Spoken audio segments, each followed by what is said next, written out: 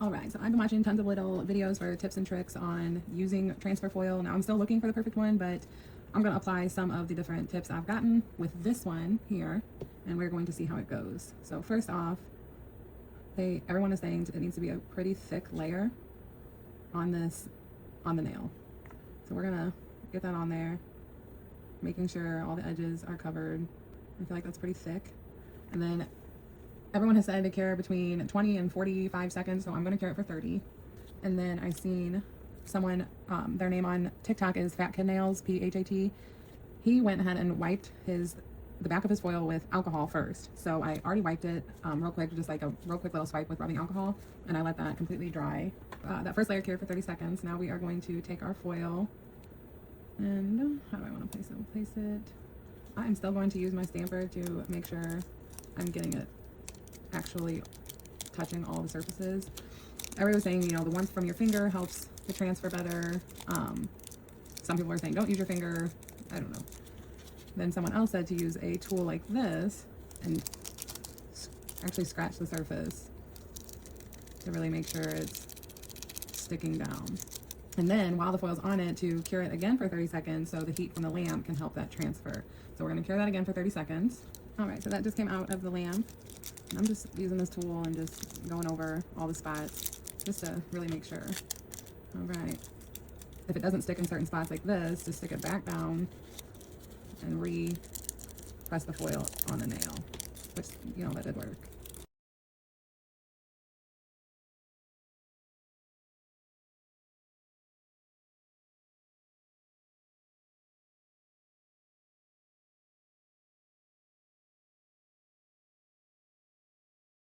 Okay, so as you can see, the results were definitely a lot better doing all of that. I still don't think that a foil gel should work a lot better than having to do all of those extra things to make it work. But for the time being, because I do not like wasting products, I will go ahead and use it up with those steps, and the results are a lot better. I'm going to take my gradient brush here and some black padding gel, and I'm going to go around the perimeter of my nail, adding a shading.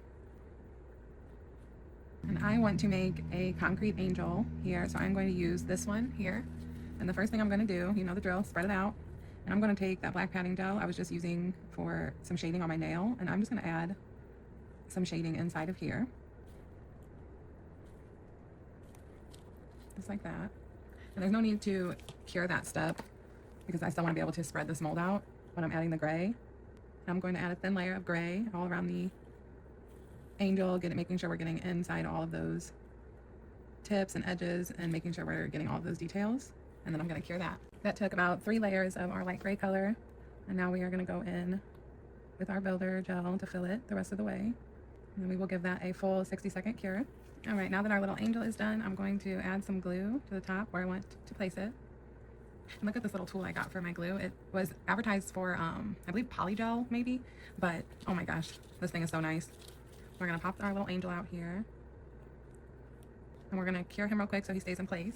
Now that our angel is secured to the nail, I am going to go in with that light gray color we used to fill it and kind of go over some of these shaded spots. And when I'm going over them, the deeper parts, I want them to stay dark. So we're just lightly brushing over.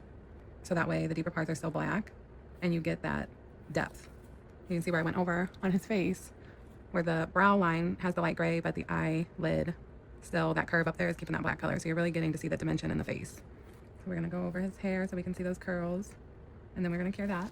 And we are also gonna go in with the black and get really into those deeper spots in the back.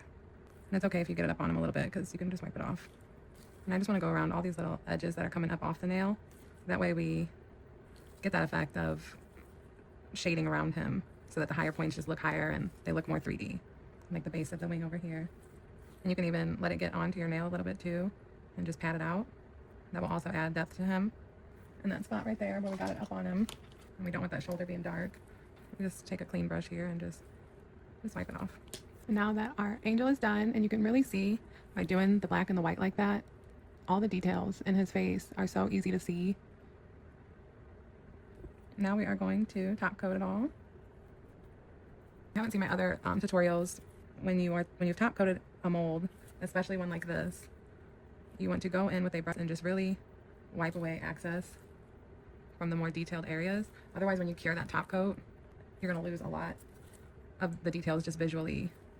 So we're going to do that, and then we're going to cure them. And this is what the finished nail looks like, glossy. But since I want this to be a concrete angel, I'm going to put a matte top coat over the top. And I just recently got this one. It's called a Russian matte top coat. So we're going to put that on top and see what the matte effect looks like on this nail. And here is the finished result with the matte, which I absolutely love. So I will be leaving it like that.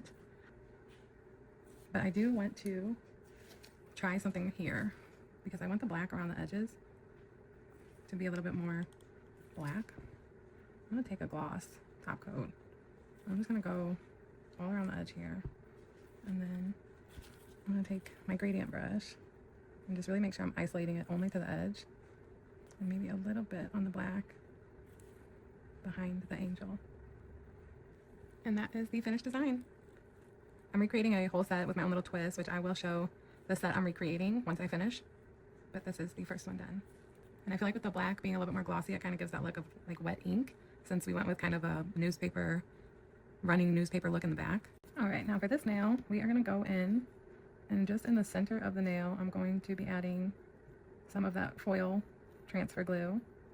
And it doesn't have to be a perfect circle because there's going to be a design placed around it. So we're going to do the same thing we did with the other nail. We're going to cure that for 30 seconds, do our 50-11 steps.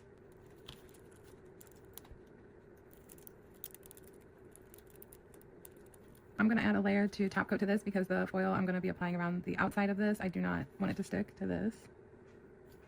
All right, now we are going to go in with this frame mold here. And the last time we did one of these, we went in with chrome and builder gel. This time I'm going to be going in with paint. And what I'm doing is I'm using this piece and this piece to make a full frame for around that lace design, since none of my other frames like fit the way I want them to. So I'm going to go in here with my paint. And this is actually chrome pigment mixed with base gel, because I do not want it to be stiff when it comes out of the mold, because it's going on a more curved part of the nail. And I really want to be able to glue it down mesh with the nail. I don't want any edges sticking up or having to fill and paint the sides so it doesn't look goofy. And because this is chrome pigment mixed with base gel, the layer inside of this can be thicker than if it was gold paint. And then we're going to cure that. All right, and now that that's done, and remember when you go in with your first layer of paint to just flip it before you cure it and make sure that you've filled in all the details so that when you take it out, you can see everything. And I did go in with a second layer on this one. And because it's just paint, you do want to be a little bit more careful when you're pulling it out, because you can tear it if you just go in there and try to yank it out real hard. And now I have already put glue on my nail here.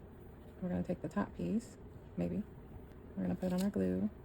And then we are going to take our bottom piece here. And this is why I did not want to go in with builder gel or anything too solid, because I wanted to be able to maneuver it and squish it around to where it fit around the design on the nail.